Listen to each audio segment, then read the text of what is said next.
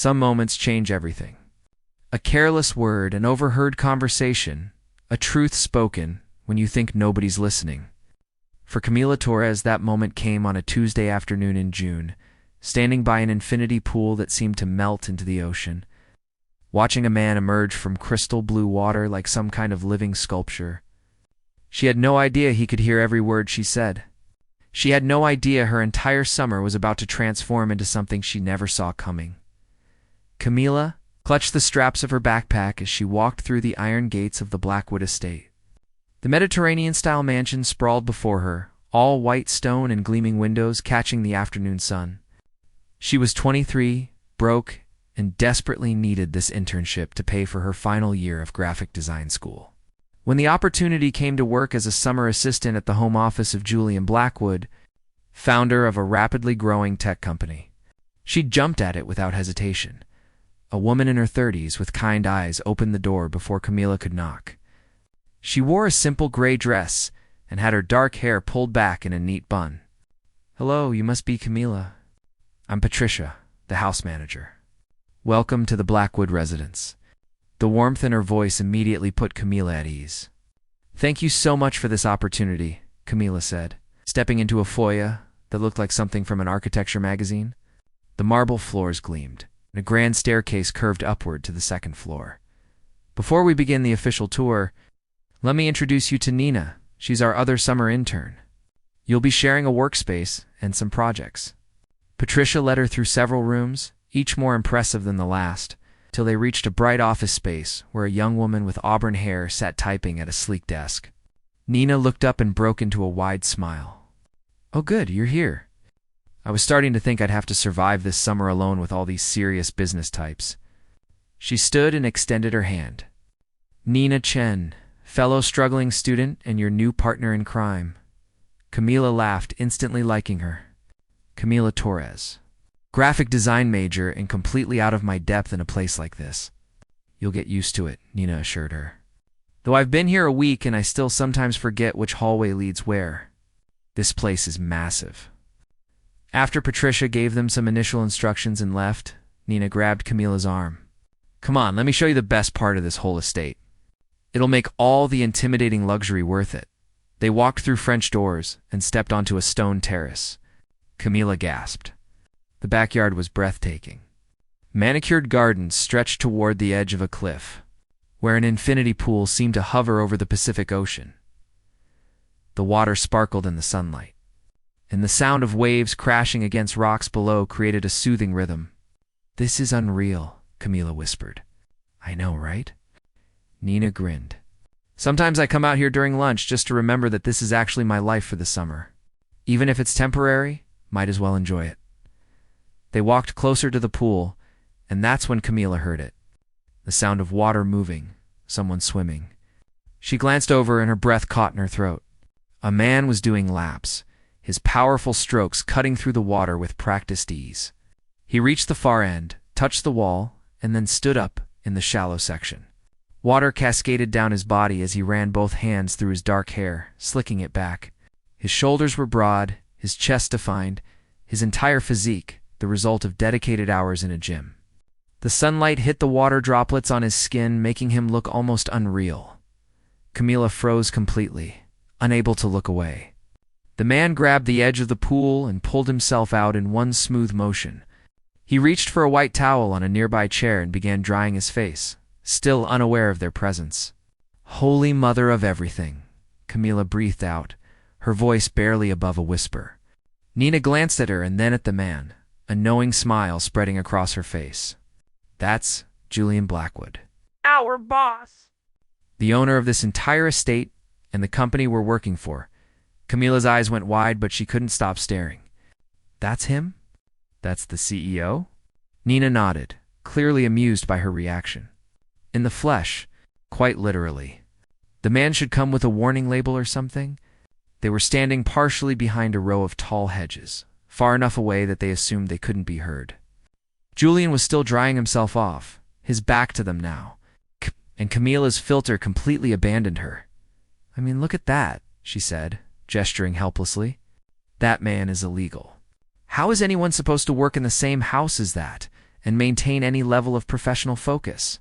Nina laughed quietly.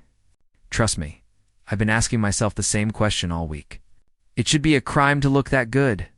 It's not fair to the rest of humanity. Seriously, Camila continued, warming to the topic now. What does he do? Spend 4 hours a day in the gym? That body is ridiculous. Like someone took every attractive feature and just dialed it up to maximum. The abs alone could probably have their own fan club, Nina added, getting into the spirit of it. I'm pretty sure I've never seen a real person with muscles that defined. He looks like he walked out of some kind of fitness magazine. Camila pressed a hand to her chest dramatically, and the way he came out of that water. I think my heart actually stopped for a second. Is it getting hot out here, or is it just me? It's definitely not just you, Nina confirmed. The man is a walking, talking temptation. How am I supposed to sit in meetings with him and focus on business when I know what's under those expensive suits? Camila shook her head slowly, still watching as Julian wrapped the towel around his waist. I don't know how I'm going to survive this summer. Every time I see him, I'm going to remember this moment. It's going to be so embarrassing. At least we can appreciate the view while we're here, Nina said philosophically. Not every internship comes with scenery like that. True, Camila agreed. Maybe I should just be grateful for the education, both professional and visual. What neither of them noticed was the slight shift in Julian's position. He'd moved while drying his hair, stepping around a large marble column near the pool house. From his new vantage point, partially hidden by the structure, he had a clear line of sight to where the two young women stood. He'd heard every single word. The corner of his mouth lifted in a slow smile. He continued toweling his hair, pretending to be absorbed in the task, while listening to their commentary about his appearance. It was refreshing, actually. Brutally honest and completely unfiltered. Most people in his world were careful about what they said, always calculating their words for maximum advantage. These two had no idea he could hear them. They thought they were safely out of earshot, sharing a private moment. The darker-haired one, that must be the new intern Patricia had mentioned. Camila something. She'd called him illegal, said he was ridiculous, admitted her heart stopped. Julian's smile widened slightly. This was going to be an interesting summer after all. He'd been dreading another season of bland professionalism, of assistants who tiptoed around him and treated every interaction like a business negotiation. But this girl, Camila, she was different. She was real, and she had no filter when she thought no one was listening. Julian made a mental note of her name, her face, the way she'd looked at him with such open appreciation. He could work with this. In fact, he could have quite a bit of fun with this. He finished drying off and walked slowly toward the house, making sure to stay at an angle where they wouldn't see his face clearly. He didn't want to reveal yet that he'd overheard their entire conversation. That card would be much more useful played later. Back by the hedges, Camila finally managed to tear her eyes away. Okay, we need to get out of here before someone catches us staring like creeps. Nina nodded. Good idea. Come on, I'll show you where our office is. As they walked back toward the house, Camila tried to calm her racing heart. She'd just spent the last 5 minutes describing her boss in the most unprofessional terms possible. Thank goodness he hadn't been anywhere near them. Thank goodness he'd never know what she really thought. Inside the house, Julian Blackwood stood in front of the window, watching the two interns disappear into the building. His smile was no longer subtle. It was the smile of a man who'd just been handed an unexpected gift. Oh, Camila Torres, he thought. You have no idea what you've just started. This summer just became much more interesting than I planned. The first 3 days passed without incident. Camila began to relax, thinking maybe she'd gotten away with her poolside commentary. She helped Nina organize files, updated presentation templates, and carefully avoided any unnecessary interaction with Julian Blackwood.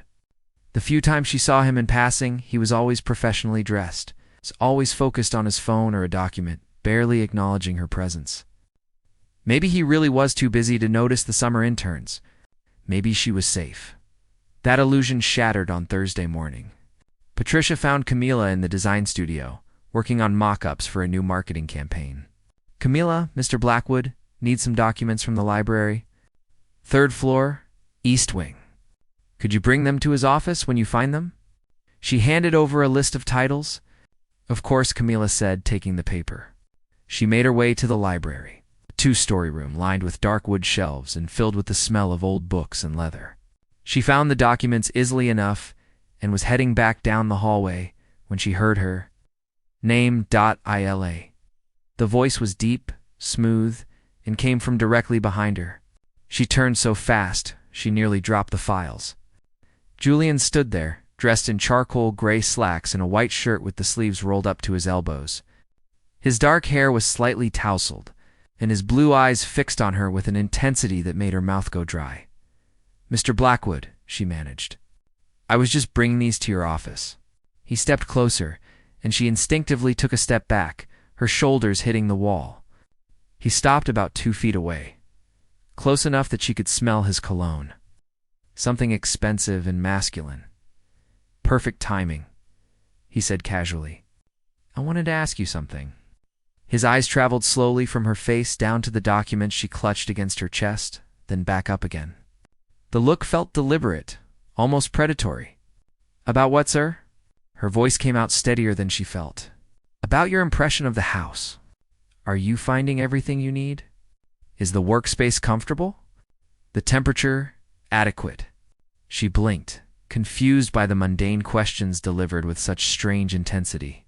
"Yes, everything's great. Very comfortable." "Good," he said, leaning one shoulder against the wall beside her. "Because I want you to be completely at ease here. No tension, no discomfort." The way he emphasized those words made her skin prickle. It felt like he was talking about something else entirely. "I appreciate that," she said carefully. "Is there anything specific you need me to work on today?" He smiled then, that slow smile that made her stomach flip. "Actually, I need you to help me with something this afternoon. Pool maintenance called, said they need someone to check the filtration system. I thought you might come with me to take a look. You seemed quite interested in the pool area the other day." Camila's heart stopped. The pool area. The other day, he couldn't mean what she thought he meant. Could he? "I'm not sure I'd be much help with pool maintenance," she said weakly. "Oh, I think you'd be very helpful," Julian replied, his eyes gleaming with amusement. "After all, you seem to have strong opinions about the recreational facilities." Her face went hot. He knew. Somehow, he knew. But how? They'd been alone, or so she thought. Unless he'd been somewhere nearby, somewhere she hadn't seen him. The realization must have shown on her face because his smile widened. "Don't worry, Camila. Your observations were quite accurate. Though I might argue about the 4 hours in the gym comment, it's more like 90 minutes 5 days a week." She wanted to die right there. She wanted the floor to open up and swallow her whole. "You heard?" she whispered. "Every word," he confirmed, looking entirely too pleased with himself. "You have quite the descriptive vocabulary." "Illegal, I believe you said. And something about a warning label." "I am so sorry," Camila stammered, her face burning. "That was completely inappropriate and unprofessional. I thought we were alone, and I never meant for you to hear any of that. I understand if you want to terminate my internship." Julian straightened up, his expression shifting to something more serious, but still holding that hint of amusement. "Terminate your internship? Why would I do that?" "You were honest." "Refreshingly so. Most people around me spend all their time saying what they think I want to hear. You said exactly what you thought, with no filter, no agenda. I found it rather entertaining." She stared at him, completely lost. "So you're not angry?" "Not at all," he said. "In fact, I'm intrigued." He let that word hang in the air between them for a moment. "Which is why I have a proposition for you." "A proposition?" Camila's mind raced through a dozen inappropriate interpretations of that word. He must have seen her panic because he held up a hand. "A professional proposition. Mostly professional, anyway. I need you to do something for me this summer. Something beyond your regular intern duties. And I'm willing to pay you quite generously for it." "What kind of something?" she asked cautiously. "I need a girlfriend," he said simply. "Well, not a real girlfriend. A fake one." For appearances, Camila was sure she'd misheard. "I'm sorry, what?" There are certain social obligations I can't avoid, Julian explained. Charity events, business dinners, gallery openings. I'm expected to bring someone. The problem is every woman in my social circle sees me as a walking bank account or a status symbol. I need someone real, someone genuine. Someone who isn't trying to impress me or manipulate me. And you think that's me? She asked incredulously. I know that's you, he corrected. You already said what you really think of me, remember? You're not trying to win my favor or climb any social ladder. You're just a student who needs money and happened to find my physical appearance somewhat noteworthy. He paused, that amused smile returning. Very noteworthy, if I recall correctly. Please stop reminding me, Camila groaned, covering her face with one hand. This is already the most embarrassing conversation of my life. It doesn't have to be embarrassing, Julian said, his voice softening slightly. It can be mutually beneficial. You need money for school? I need someone authentic to help me navigate tedious social situations. We both get what we need. What exactly would I have to do? She lowered her hand, curiosity beginning to override mortification. Accompany me to events, smile for photos, make small talk with boring people, pretend we're dating. Nothing inappropriate, nothing that would make you uncomfortable. Just a performance for the public, and you'd pay me for this? How much? When he named the figure, Camila nearly dropped the documents again. That was more than she made in 6 months at her campus job. That was enough to cover an entire year of tuition with money left over. That's a lot of money, she said slowly. For pretending to be your girlfriend? It's fair compensation for your time and the invasion of your privacy, he replied. These events can be demanding. You'd need appropriate clothing, which I'd provide. You'd need to learn certain social protocols. And you'd need to be convincing enough that no one questions whether we're actually together. Camila's mind spun. This was insane. Completely insane. But the money would change everything for her. She could stop worrying about student loans, could focus on her studies without working 3 part-time jobs. And all she had to do was attend some fancy parties with an admittedly gorgeous man. What was the catch? There's always a catch, she said aloud. Julian tilted his head, considering. The catch is that you'd have to spend significant time with me, which, given your earlier comments, I suspect won't be entirely unpleasant for you. You're never going to let me forget that, are you? She asked weakly. Probably not, he admitted with a grin. So what do you say, Camila? Want to be my fake girlfriend for the summer? She should say no. This was a terrible idea on so many levels. But the money was real, and he was being surprisingly honest about the arrangement. And maybe, just maybe, a tiny part of her wanted to see what it would be like to step into his world, even temporarily. I need to think about it, she said finally. Fair enough, Julian replied. You have until tomorrow morning. First event is Saturday night, so I'll need your answer by then. He stepped back, giving her space. Oh, and Camila. One more thing? Yes. Keep being honest with me. That's the only rule. No matter what happens, no matter how uncomfortable it gets, always tell me the truth. Can you do that? She met his eyes, saw something there she couldn't quite identify. Something that suggested this arrangement might be more complicated than he was letting on. I can do that, she agreed. Good, he said, and then walked past her down the hallway, leaving her standing there with a racing heart and a decision that could change everything. Camila found Nina in their shared office and immediately closed the door. I need to tell you something completely insane, she announced. Nina looked up from her laptop. This sounds promising. Spilled after Camila explained everything, Nina sat back in her chair with wide eyes. Let me get this straight. The man you called illegal and ridiculously attractive heard every word. And instead of firing you, he wants to pay you a small fortune to be his fake girlfriend? That about sums it up, Camila confirmed. That's either the best rom-com setup I've ever heard, or the beginning of a really bad decision, Nina said. Which one do you think it is? Honestly, probably both. Nina studied her friend carefully. You're going to say yes, aren't you? Camila sank into a chair.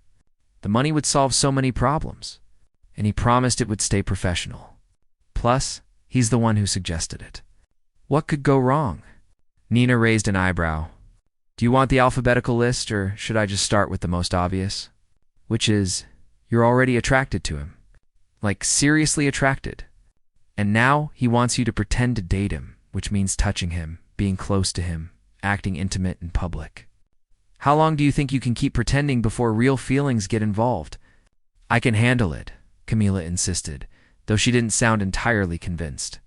It's just business. He made that clear. Right? Nina said skeptically. Because attractive billionaires who overhear women calling them temptation incarnate always make purely business arrangements. There's definitely no subtext there at all. You think he has ulterior motives? I think he's a man who knows exactly what he wants and exactly how to get it, Nina replied. And I think you should be very careful about what you're agreeing to. The money is real. The arrangement might be fake, but the consequences could be very, very real. That night, Camila lay awake thinking about Julian's offer.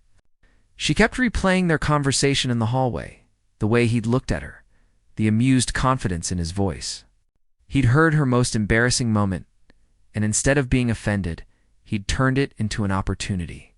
What kind of man did that? The next morning, she found him in his office before anyone else arrived.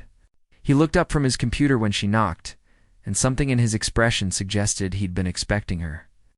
I have an answer, she said. He leaned back in his chair. I'm listening. I'll do it, Camila said. But I have conditions. Julian's eyebrows rose slightly. Go on. First, nothing happens that I'm not comfortable with. If I say stop, we stop. Agreed, he said immediately. Second, when the summer ends, this ends. No complications, no drama. We both walk away clean. That's the plan, he confirmed, though something flickered in his eyes. Third, you can't use what you overheard to embarrass me anymore. What happens at work stays professional. That might be difficult, Julian said with a slight smile. But I'll try. Camila took a deep breath. And finally, you have to be honest with me too. If this is about more than just avoiding gold diggers, if you have any other agenda, I need to know now. Julian stood and walked around the desk, extending his hand. I promise complete honesty. This is exactly what I said it was. A mutually beneficial arrangement. Nothing more, nothing less. She took his hand, feeling the warmth of his palm against hers, the strength in his grip. Okay then. When's our first event? Tomorrow night, he replied. Black tie charity gala. 500 guests, lots of cameras, several business associates I need to impress. Think you can handle it? Camila swallowed hard. I guess we'll find out. Good, Julian said, still holding her hand. Because I have a feeling you're going to surprise a lot of people, including yourself. As she left his office, Camila couldn't shake the feeling that she'd just agreed to something far more than a simple business arrangement. The way he'd looked at her, the warmth in his voice, the lingering handshake. All of it suggested layers she hadn't yet uncovered. Nina was waiting in the hallway. So, you did it, didn't you? Camila nodded. I did it. God help me, I actually did it. Nina pulled her into a quick hug. Well, at least it'll be an interesting summer. Just promise me one thing. What's that? Don't fall in love with him. Because men like Julian Blackwood, they're used to getting everything they want. And if you give him your heart, I'm not sure you'll get it back in one piece. I promise, Camila said. But even as the words left her mouth, she wondered if it was a promise she could actually keep. Saturday arrived too quickly. Camila spent the entire day in a state of controlled panic, made worse when a team of stylists showed up at noon with racks of designer dresses. Julian had arranged everything, of course. The dress they chose was midnight blue, elegant without being too revealing, the neckline that hinted at sophistication and a skirt that flowed like water. When they finished with her hair and makeup, Camila barely recognized herself in the mirror. She looked like someone who belonged in Julian's world, someone confident and polished.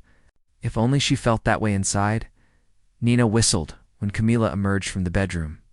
Okay, now I'm officially jealous. You look like you stepped out of a movie. I feel like I'm playing dress-up, Camila admitted, smoothing the fabric nervously.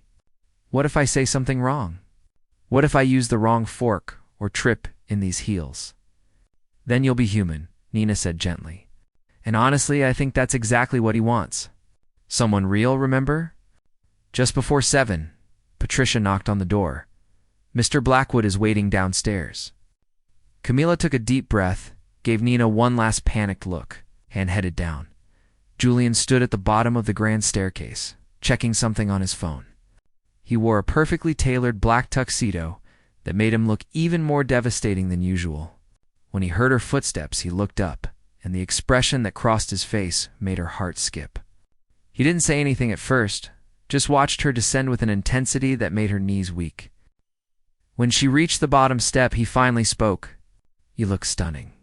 "Thank you," she managed. "You clean up pretty well yourself." The corner of his mouth lifted. "Shall we?" He offered his arm, and she took it. Trying to ignore how solid and warm it felt beneath the fabric of his jacket, the drive to the venue took 30 minutes. Julian used the time to brief her on key people she'd meet, names and faces and important details. Camila tried to focus, but she was hyper-aware of his presence beside her in the back of the town car. The way his cologne filled the small space, the way his hand occasionally gestured as he spoke, coming close to touching her. When they arrived at the hotel, cameras flashed immediately. Julian's hand moved to the small of her back, steady and reassuring. "Just smile," he murmured near her ear.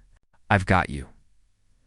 They walked the red carpet together, and Camila marveled at how natural he made it seem. He knew exactly where to pause, how to angle them for the best photos, when to lean in close so it looked intimate. To anyone watching, they were clearly a couple, comfortable with each other, maybe even in love. Inside the ballroom, the real test began. Julian introduced her to a seemingly endless stream of people: successful executives, local politicians, society figures whose names she recognized from magazines. She smiled and made polite conversation, hyper-conscious of Julian's hand, never leaving her back or her elbow. A constant physical reminder of the role she was playing, Mr. Blackwood. "What a surprise to see you with a date," a silver-haired man said with barely concealed curiosity. "This is Camila Torres," Julian replied smoothly. "Camila, this is Robert Sterling, my business partner." "Pleasure to meet you," Robert said, shaking her hand while his eyes assessed her thoroughly. Julian keeps his personal life very private. "You must be special." "She's very special," Julian said, and the way he looked at her when he said it made the words feel true.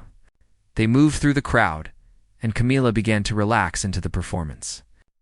Julian was an attentive partner, anticipating when she needed a drink, steering her away from particularly tedious conversations, occasionally whispering amusing commentary about various guests that made her laugh. Ring dinner, they sat at a table with 3 other couples. The conversation flowed around business deals and vacation homes and children at expensive prep schools. Camila contributed when she could, mostly listened, and felt Julian's hand occasionally rest on her knee under the table, a gesture that sent electricity through her entire body. After dinner, a band began playing. Couples moved to the dance floor, and Julian stood, extending his hand. "Dance with me." It wasn't a question, but his eyes asked for permission anyway.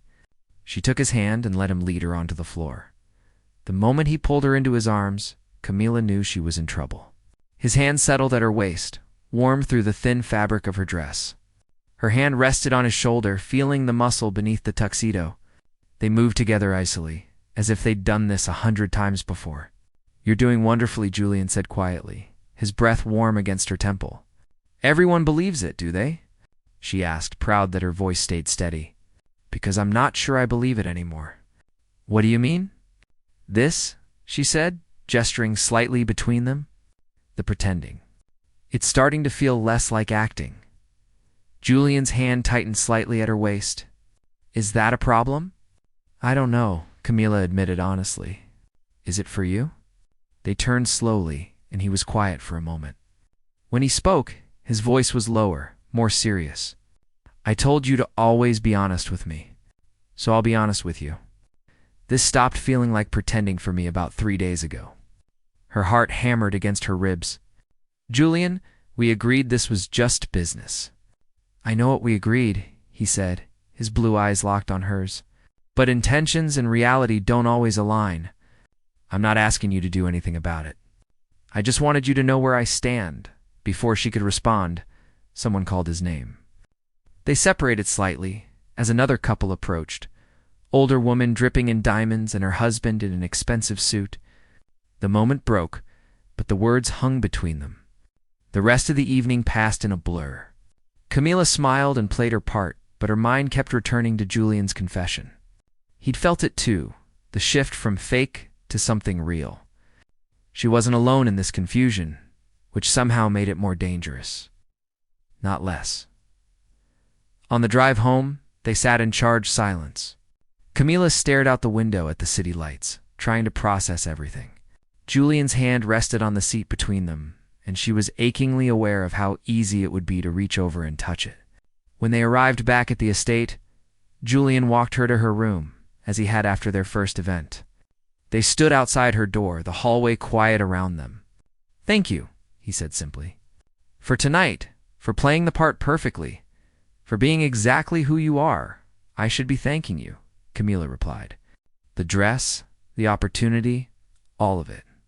Julian stepped closer, and she could see the conflict in his eyes. "Earlier tonight, I said something I probably shouldn't have." "No," Camila interrupted. "I'm glad you said it, because I've been feeling the same way and thought I was crazy." "You're not crazy," he said softly. "This is complicated and messy and not what either of us planned, but it's real." "I know," she whispered. They stood there, inches apart, the tension thick enough to cut. Slowly, giving her every chance to pull away, Julian lifted his hand and tucked a strand of hair behind her ear. His fingers lingered against her cheek. "I want to kiss you," he said, his voice rough. "But if I do, this stops being fake. It becomes real, and real has consequences." Camila's breath caught. "Maybe I want it to be real." "Are you sure? Because once we cross this line, we can't go back. There's no pretending we're just playing roles anymore." She looked into his eyes, saw the want there matched by something deeper, something that felt like genuine care. Every logical part of her brain screamed that this was a bad idea.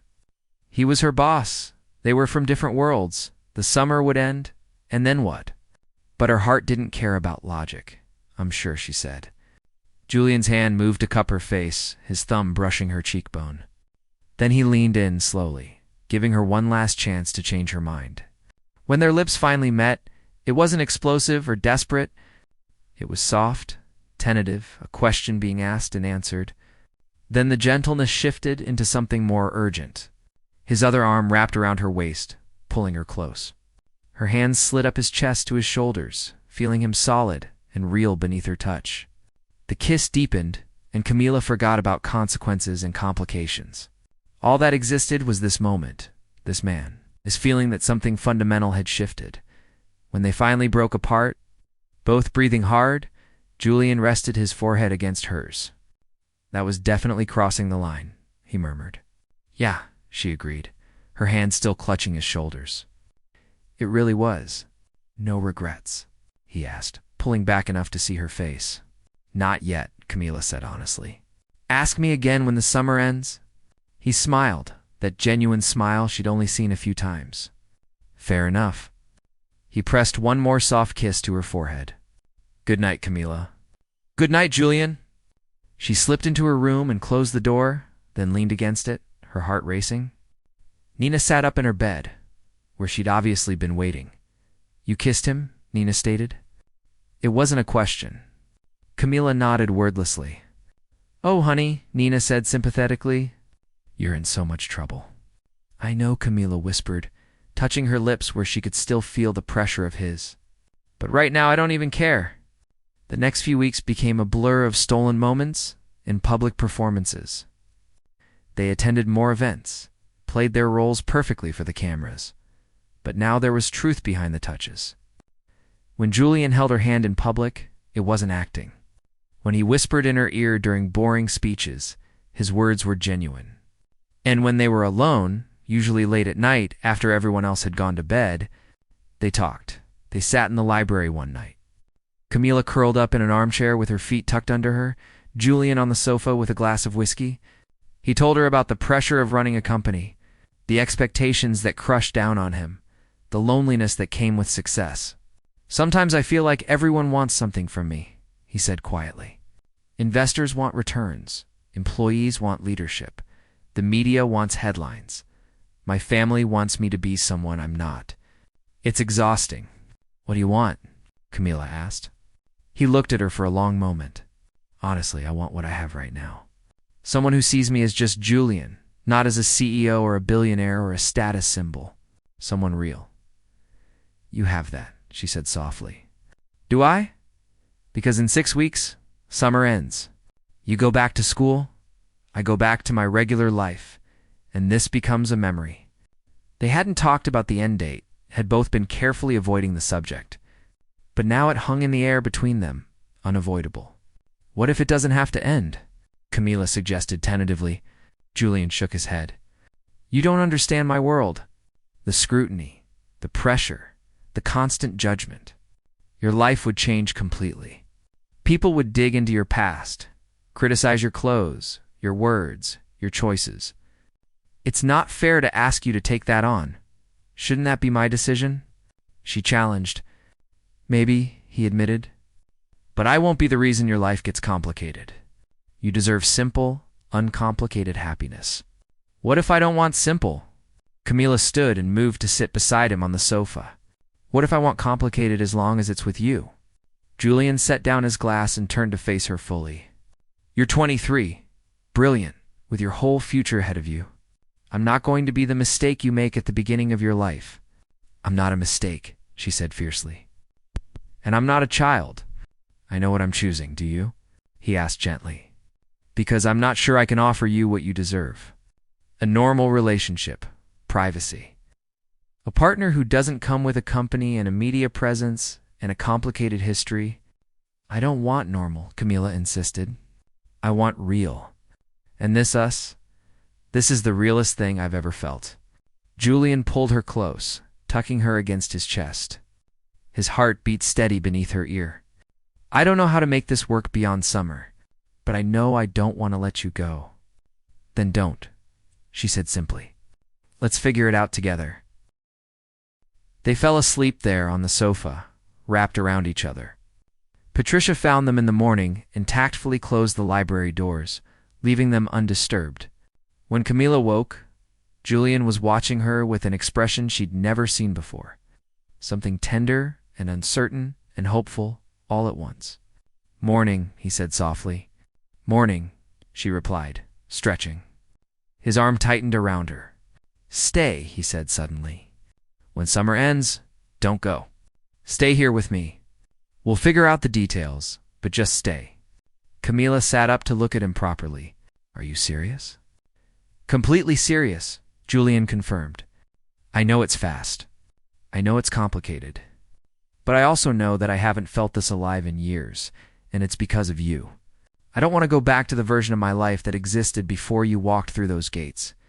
"What about school? My program? You can finish here, transfer, or commute. Whatever works. I'll support whatever you need." Julian took her hands. "I'm not trying to control your life. I'm asking if you'll let me be part of it. For real this time, not fake, not temporary." Camila felt tears prick her eyes. This was everything she'd been afraid to hope for. "Yes," she said, her voice thick with emotion. "Yes, I'll stay." Julian pulled her into a kiss that felt like a promise, like a beginning, like coming home. When they finally broke apart, both smiling, Camila knew that what had started as an embarrassing overheard conversation had transformed into something neither of them expected. Something real, something worth fighting for, something that might actually last.